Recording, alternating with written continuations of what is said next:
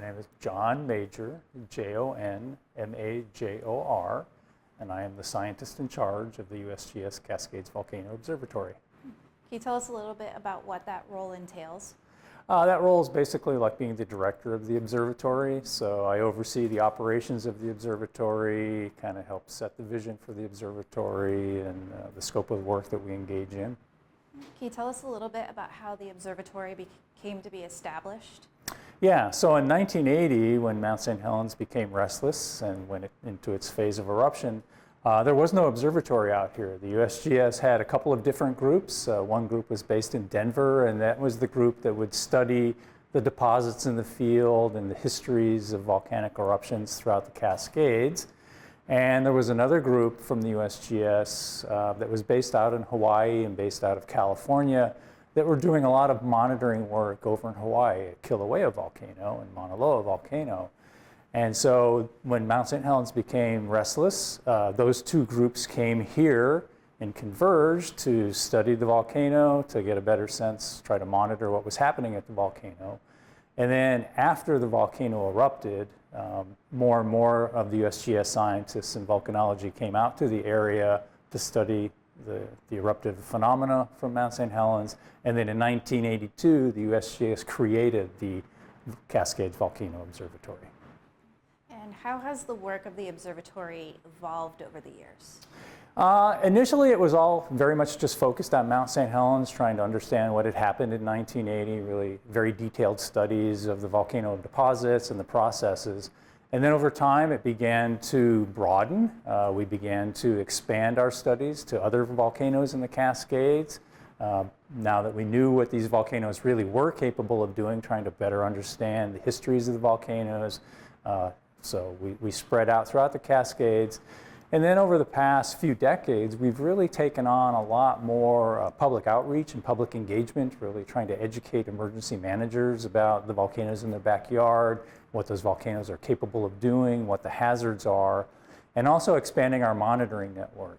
Initially, we only had monitoring equipment at Mount St. Helens, but over time, we've now expanded a monitoring network across the Cascades in order to be able to monitor the volcanoes in our backyard, so that if and when they next wake up, we'll be able to detect any abnormal activity at the earliest possible signs and be able to inform emergency managers and the public about what potentially could happen and give them kind of an ongoing situational awareness of what is happening at the volcanoes. So going back to the mud flows and the sediment from the 1980 eruption, if I remember correctly, those sediments traveled as far as 67 miles down the Columbia even? There were two large volcanic mud flows, we call lahars, that traversed through the Toodel River system and down toward the Cowlitz River and into the Columbia River. So one was generated when the big blast cloud that people may remember spilled over the west flank of the volcano a little bit, melted snow and ice on the volcano, and essentially sent a flash flood down the south fork of the Toodel River. That flow made it all the way through the system, passed by a number of bridges down near the town of Toodel without doing any real damage to the bridges there, and gradually just became just more of a water flood by the time it got down to the Cowlitz River. Later in the afternoon, the big landslide deposit was sitting there in the valley, and it was consolidating. And when that big landslide came off the volcano, it took with it glacier ice, snow, the groundwater system that was within the volcano. And over time, a number of springs popped up on that deposit. And the irregular topography of that deposit, you could sort of think of a bunch of little bathtubs. So a spring would pop up, it would fill its little bathtub basin, it would spill out of that basin, and it would spill into the next one. And as it did that, it would erode some sediment. And then that next basin would fill up, and it would spill to the next one, and it would erode sediment. And so over time, this sort of filling and spilling eroded enough sediment and enough water was released from that landslide deposit that it formed what we call the North Fork Toodle River Lahar.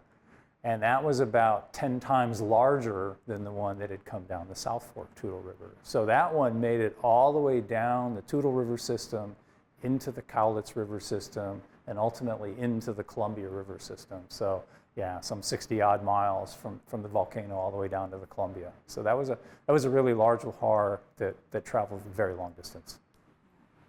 And you know, there's some pretty famous images from that lahar and from the eruption of, you know, like houses going down the river, slamming into bridges. A bunch of bridges got wiped out. Can you talk about the damage that came out of that? Yeah, so as that North Fork Toodle River lahar was sweeping down the valley, it passed through one of the logging camps. It swept up a lot of logs that were stored in the logging camp. And as it continued to move down the valley, it was burying houses. It was basically burying and removing anything that was in its pathway.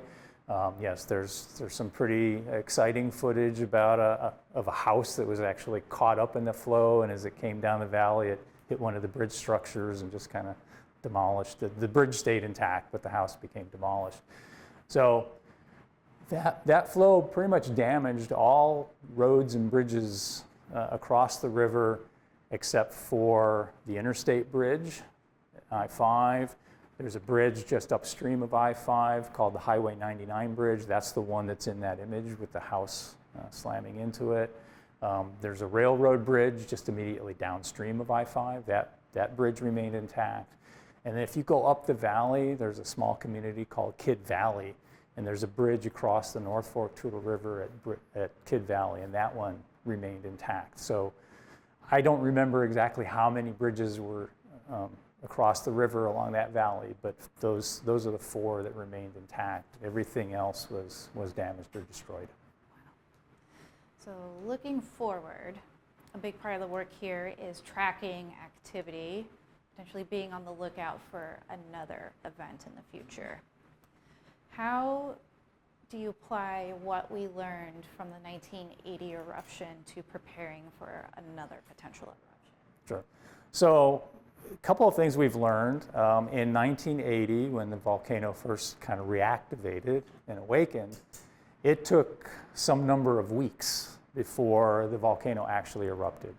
So we have now gotten much better with all of our instrumentation and a lot of the studies that have been done in interpreting the data that come from that instrumentation to be able to track unrest, get a better sense of the trajectory that the unrest might be moving toward, and be able to give a better kind of better information to the public and the emergency managers about what's actually happening at the volcano, what we think might happen, and roughly when the volcano might erupt. In 2004, when Mount St. Helens reawakened and it grew a lava dome, it actually went from very quiet background activity to its first explosion over a span of a week.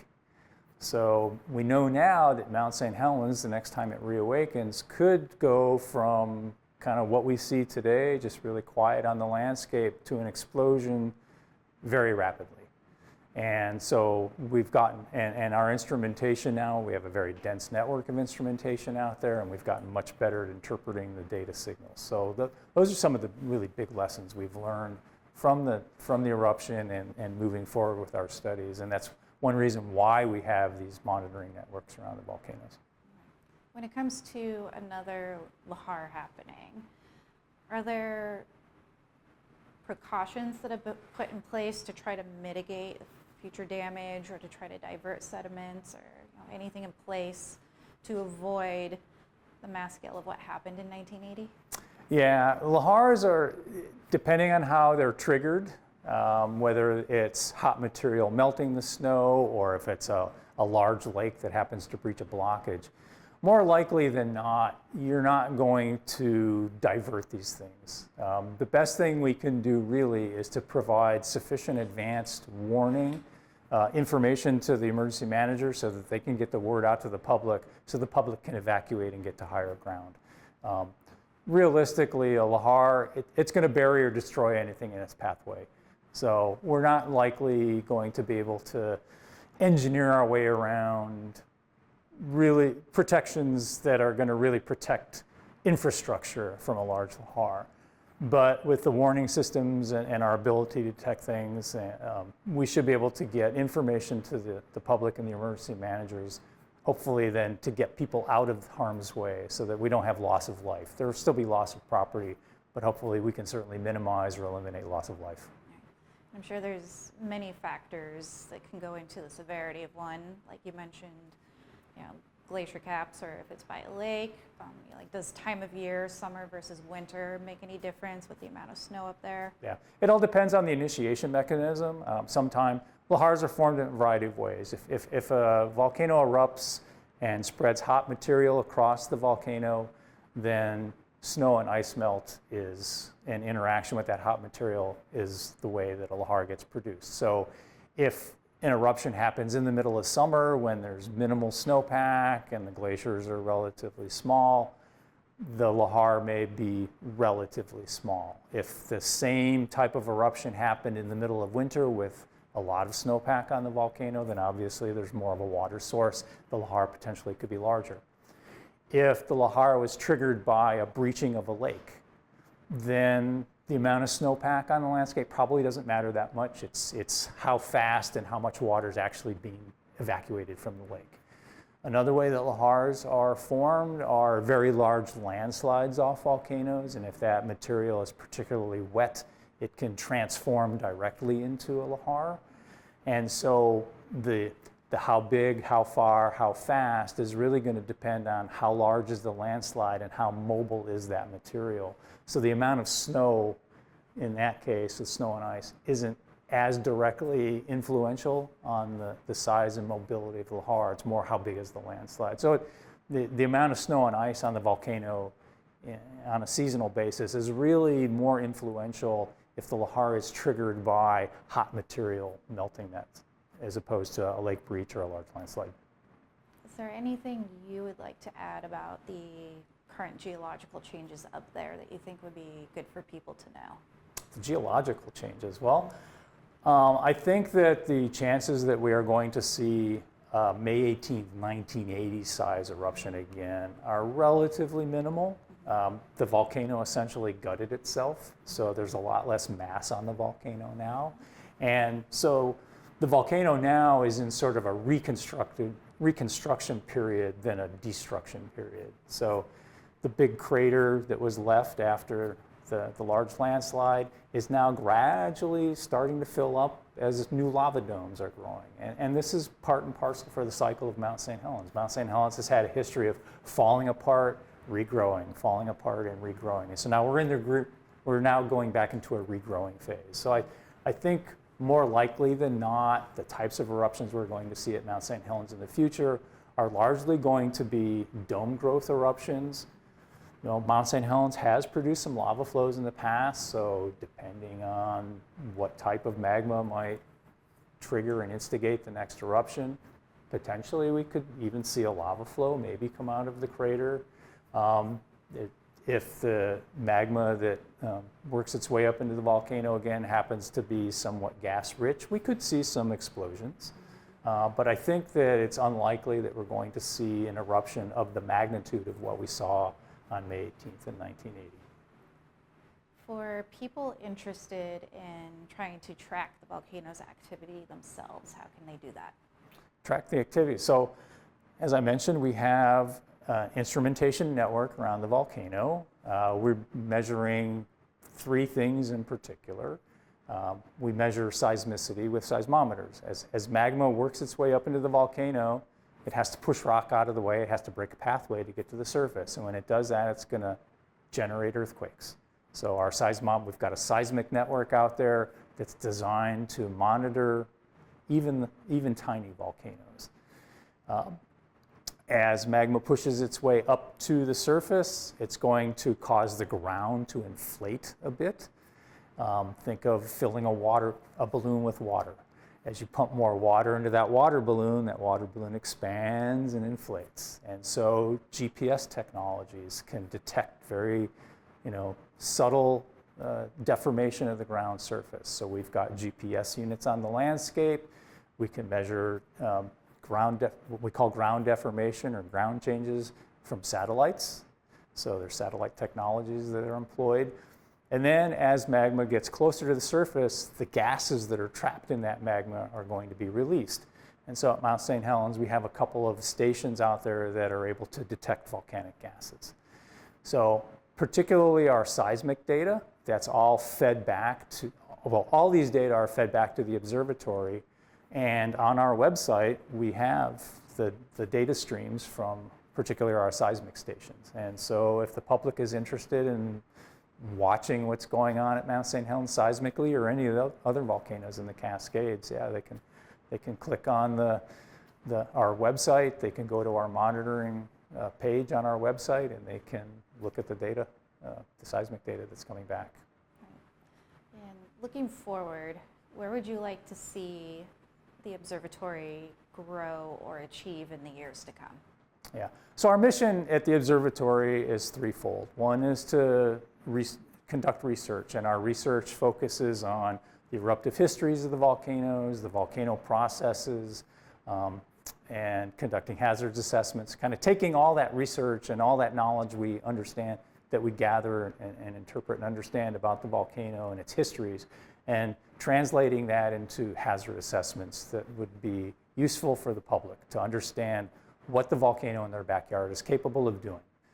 Second part of our mission is our monitoring. We want to make sure that we're able to detect any unusual activity at the volcano at the earliest possible time so that we can get that word out to emergency managers and the public and keep them informed. And then third part of our mission is all of our public engagement. And we do a lot of engagement with emergency managers, a lot of engagement with the public in order to educate them about what the volcano in their backyard is capable of doing, what it has done, and the next time that volcano happens to go into a period of unrest, what should they do?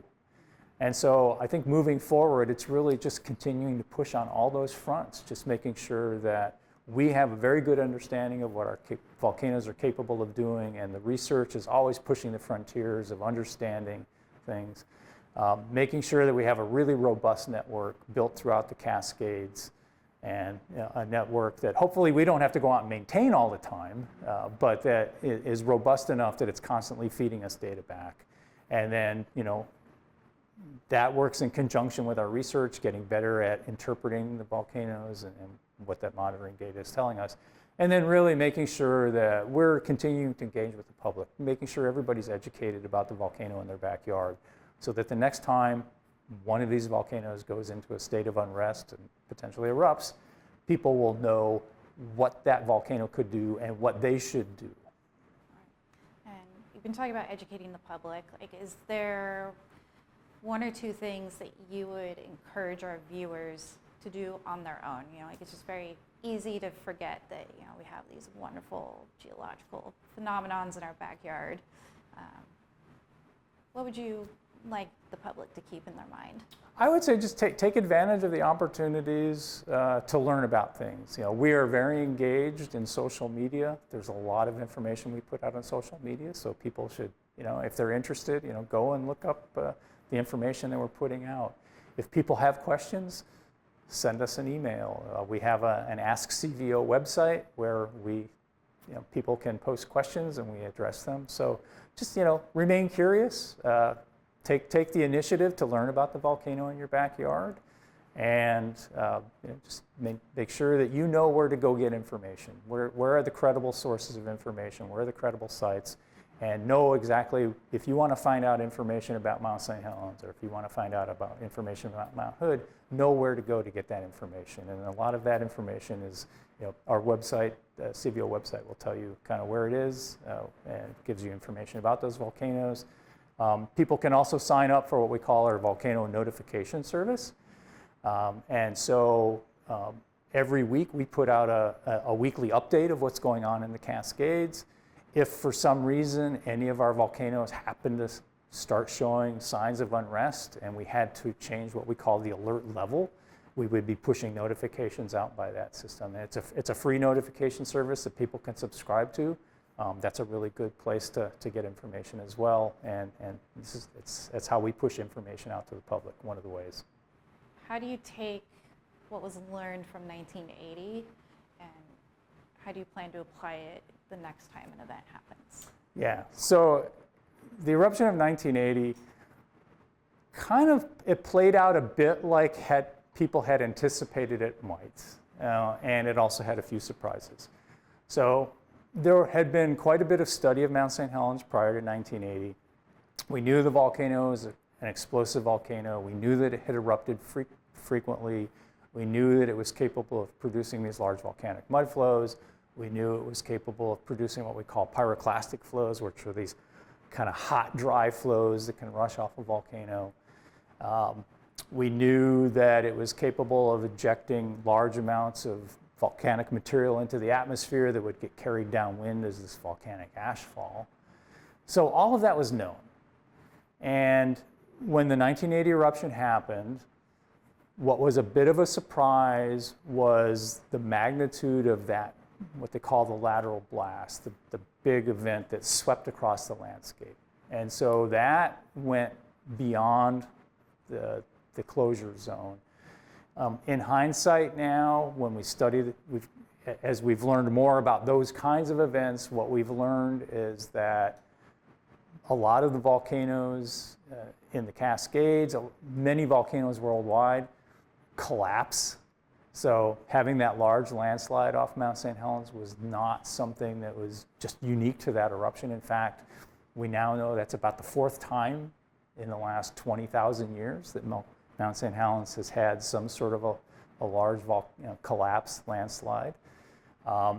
We also know that in the past, Mount St. Helens actually had another what they call lateral blast, but not nearly of the magnitude that happened in 1980. We know that Mount St. Helens has produced pyroclastic flows and lava flows and big lahars that have gone down. In the Toodel River, in the last 50,000 years, there have been something like 40 or 50 large lahars that have passed through that river system. So we know all this. So what we can do now is we can take that information and we can have a better understanding of what this volcano is capable of doing. And we've also, with all the studies we've done at other volcanoes in the Cascades, we've put together what we call hazard maps. We've done hazard assessments. And we're always, as we gain new information, we go back periodically and we refine those hazard assessments. So we're taking all that knowledge that we learned about the eruption in 1980, we're taking all the knowledge that we're gaining now from studies of the other volcanoes and converting those, translating all that work into hazard assessments. And as we learn more, we can refine those hazard assessments. So we're really taking the lessons from 1980, putting those forward into hazard assessments, and then being able to translate that work to the public and the emergency managers. Okay, here are the hazards this volcano is capable of producing. Here are our best estimates of the areas that are at risk from different volcanic processes. And as we do more research and we learn more, we're able to refine that. Can you tell us a little bit about all the different agencies that would coordinate together should an eruption happen? Yeah, there's a lot of agencies that will be involved. So we interact with the Forest Service, we interact with the Corps of Engineers, we interact with the National Weather Service, we interact with the National Park Service, we interact with FEMA. So there are lots, and that's just on the federal level, so there's the federal agencies. We would be interacting with a lot of the state emergency management divisions. We'd be interacting with county emergency management divisions. So there's just a myriad of people who would all come together the next time one of our volcanoes goes into a period of unrest, and we'd have to have lots of interactions. In fact, each one of our volcanoes over the past couple of decades, we've helped put together what we call coordination and response plans, and those get periodically updated. We're in the process now of going back through all the plans for the Cascades. Some of them are a little bit old, and we're updating and refining those. So there's lots of communication that goes on. Coordination plans are in place for what agencies are going to be interacting with each other, so that we know what agency is responsible for this, or what agency is responsible for that, who's pushing out information on this topic or that topic. Do you do like drills or training runs to simulate something like that? Yeah, so we periodically do what we call tabletop exercises, where we'll do those internally. So how would we internally respond to the next period of unrest at Mount Rainier or Mount Hood. And then we will sometimes practice with other federal agencies, other agencies like the Forest Service and the Weather Service, County Emergency Management. We've done some of those in the past. So yeah, we do practice various tabletop exercises for different scenarios. Have you ever been called in to assist in the response of a volcano outside of the Northwest? Yes. So the USGS Volcano Hazard Program, or the Volcano Science Center, actually consists of 5 volcano observatories. The Cascades is only one of them. We have one up in Alaska that's responsible for the Cook Inlet and the Aleutian Islands. We have one in Hawaii, responsible for the Hawaiian Islands. There's one down in California that's responsible for the volcanoes down in California. And then we have our Yellowstone Volcano Observatory, which is, there's no physical building that's the Yellowstone Volcano Observatory. It's a virtual observatory, and the scientist in charge of that observatory is actually a staff member here. But you know, our volcano observatories are different size. We're the largest. We've got over 80 people working on our staff. Back in 2018, Hawaii, I think, had 20 or 25 people on their staff when Kilauea erupted and began pouring lava out what they call the East Rift Zone, big lava flows that were going all the way down to the ocean, did a lot of damage to communities down rift. So many people from the different observatories within the Volcano Science Center actually went over and helped out in Hawaii. So depending on the nature of the eruption and the magnitude of the eruption, we can rotate people around from the different observatories to go help out. Let's say an eruptive event did happen. How quickly could all the different partners in the emergency response get together and get into action? So the next time the volcano goes into a state of unrest, we would go through a progression of what we call changes in alert level. So right now, all our volcanoes are at what we call normal activity level, and the aviation color code is green. If one of our volcanoes begins to exhibit signs of unrest or activity that's above or beyond typical background level, we would notch it up to the next level. That would be called our advisory alert level or yellow alert level.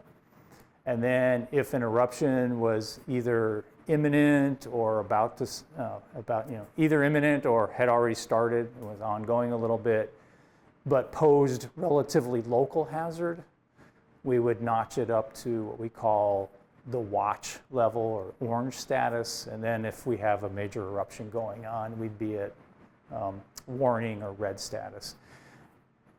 We're not going to go from background level to advisory overnight. We're not going to go from advisory to an eruption. We're not going to go from kind of background level to an eruption overnight. But as I said, in 2004, Mount St. Helens went from kind of background level to an explosion within a week. So it can progress pretty rapidly. But as soon as we were to start changing the alert level status of a volcano, that triggers a lot of interaction with a lot of communities, a lot of emergency responders, a lot of other federal agencies.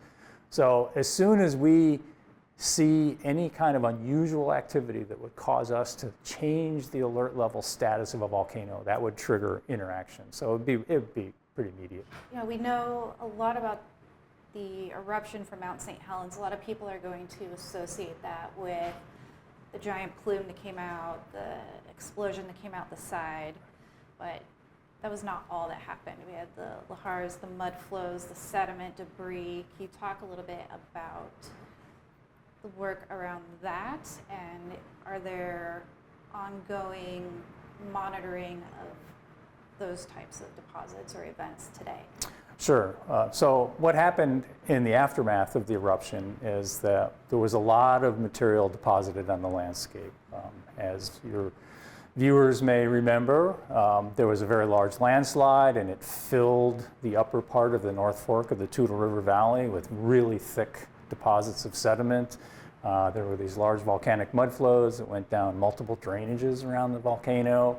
The big plume that was ejected up into the atmosphere deposited volcanic ashfall across the landscape. And then over time, a lot of that material is being eroded by the rainfall and the river flow. Particularly in the North Fork of the Toodle River, the big landslide deposit has been eroding for over 40 years now. And so much sediment was flushing down the river system that it was causing potential flood hazard problems down in the communities of Castle Rock and Longview and Kelso. The Army Corps of Engineers was having to dredge all of that sediment out of the river systems in order to maintain levels of flood protection for the communities downstream. So one of the mitigation features that they have instituted is they built a very large sediment retention structure on the North Fork Toodle River to try to trap as much of the sediment closer to the volcano as they could.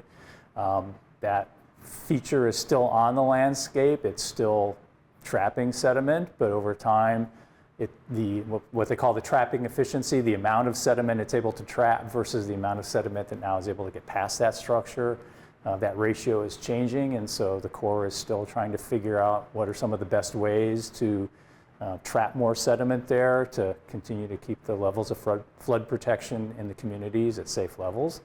Another thing that happened was when the big landslide came off the volcano, it slammed into Spirit Lake and it dammed up the outlet to Spirit Lake, basically closed off the outlet, so Spirit Lake no longer could drain, it no longer had an outlet. Well, Mother Nature didn't turn the water spigot off in the sky, and the lake level began to fill.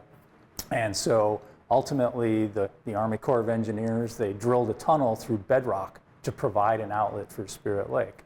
That tunnel has been working fairly well and safely providing an outlet for Spirit Lake for over 3 decades now.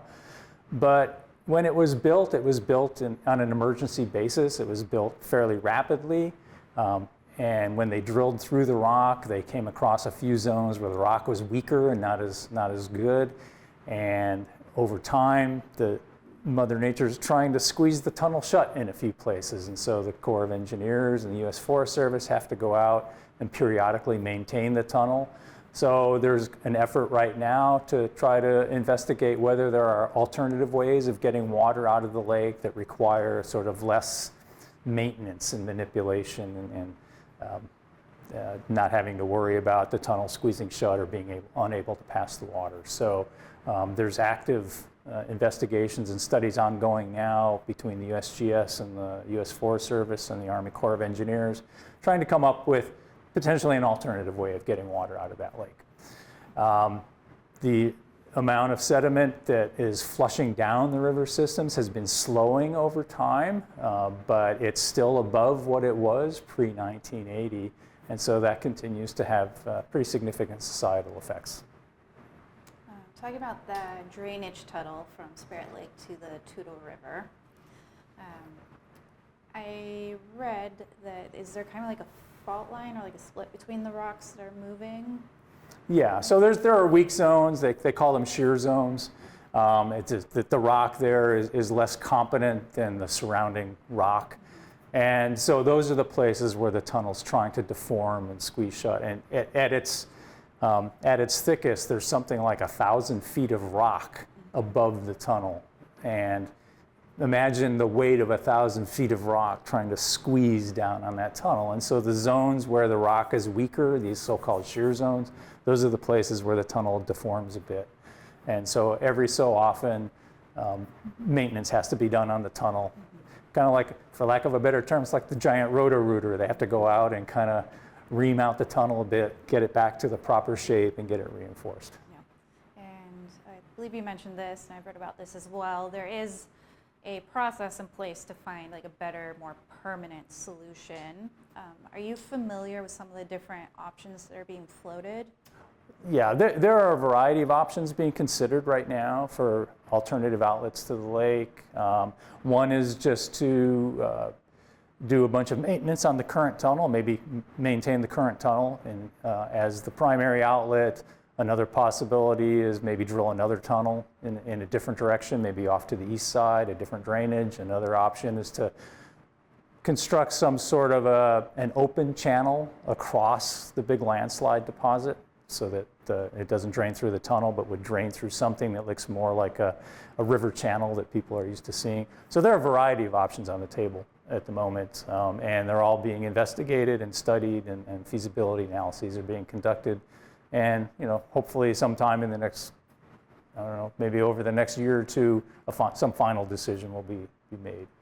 From my understanding, there was a public comment period that I believe just closed, and I believe the Forest Service said they were looking at the end of next year to try and come to their decision on it. Yeah, the Forest Service has to go through a very formal process for doing this kind of work. And so there have been public meetings where presentations have been made about potential outlet options. And this is all very much ongoing and active right now. Right. And so, this is actively monitored. People are working on it, paying attention.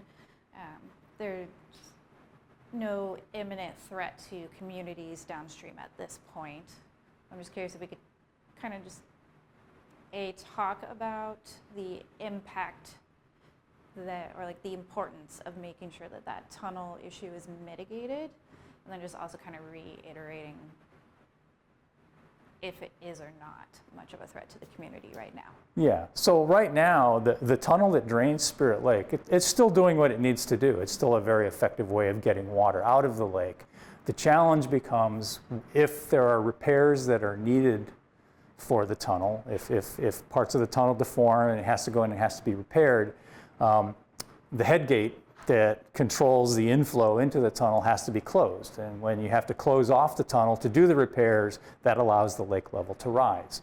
Now, depending on the time of year that the repairs are done and whether it's a really wet year, really dry year, that lake level may only, and depending on how long the tunnel has to be shut down to do the repairs, the lake may rise only a little bit or may rise maybe 10 feet or so. And the concern is that if the tunnel happens to be shut down for a very long time and there's a lot of rain and maybe a lot of snow melt and a lot of water input into the Spirit Lake, then that lake could rise to a level where it becomes a potential hazard of breaching the blockage. So that's the concern right now. And there are deposits along the lower part of the river valley that showed that about 3,000 years ago, there was another fairly large landslide off the north face of Mount St. Helens. Not as large as what happened in 1980, but large enough to block an ancestral Spirit Lake. And that lake ultimately rose and breached its blockage, created a very large flood that went down the North Fork of the Toodel River Valley, eroded a lot of sediment and became a very large volcanic mudflow that then passed all the way down into the Columbia River. And so we know what potentially could happen or what the consequences are of a breach of Spirit Lake based on what happened 3,000 years ago in the deposits we see in the geologic record. And so failure is not an option. The lake cannot be allowed to breach in a catastrophic manner because we know what the consequences are. And so right now, all the work that's being done is to try to make sure that there is an outlet that can safely pass the water and is not something that is subject to lots of repairs or lots of kind of hands-on maintenance. That's the goal, is to try to come up with an outlet that will be sustainable and not require a lot of maintenance. I don't know if this is a little off base from your expertise or not, but I'm curious how much of the flow from Spirit Lake into the Toodel River makes up the river's flow. Is it a main water source for the river? If it was blocked off, would it have other consequences from the river, or does it have enough other water sources to sustain it? Yeah, so right now, the amount of water coming out of Spirit Lake is regulated by the amount that's allowed to pass into the tunnel. And the amount of water that's passing into the tunnel is no more than about 400 cubic feet per second. And the discharge down in the lower Toodel, down near Castle Rock, typically, in a big flood, that could be maybe 60,000 cubic feet per second. Average flow is probably down in the several thousands of cubic feet per second. So right now, the amount of water coming out of Spirit Lake in the upper part of the basin is a significant fraction, but once you get farther down the valley, constitutes a relatively small amount. If the option that ultimately is selected is more of an open channel, then the amount of water that flows out of the lake and into that channel is not going to be regulated, and it will fluctuate as the lake goes up and down on a seasonal basis. And so it would make up more of the outflow or the flow of the river in the upper part of the basin than it is right now if it became an open channel.